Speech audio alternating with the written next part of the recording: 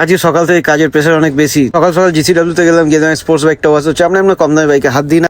আর এটা ceramic coating complete. আর ওখান থেকে গেলাম আমাদের পরকিতে, ওখানে গিয়ে আমি এই যে ফ্রেঞ্চ ব্রেকফাস্টটা করলাম। আর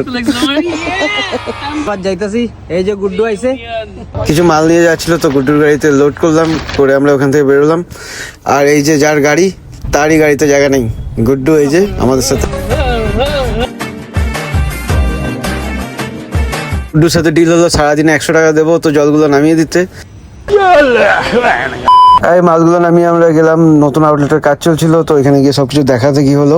নিজের এলাকার বাইরে গিয়ে কোনো কিছু করানো বহুত চ্যালেঞ্জিং হয়, তো এক একটা মিস্ত্রি খুঁজে বার করা, ম্যাটেরিয়াল সোর্সিং করা।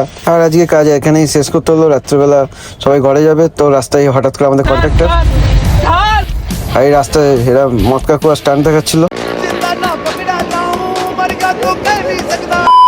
তো নিজেকে অনেক লাকি মনে হয় এরকম টাইপের বন্ধু বান্ধব যখন সঙ্গে থাকে। আর এইসব করতে করতে দিন শেষ।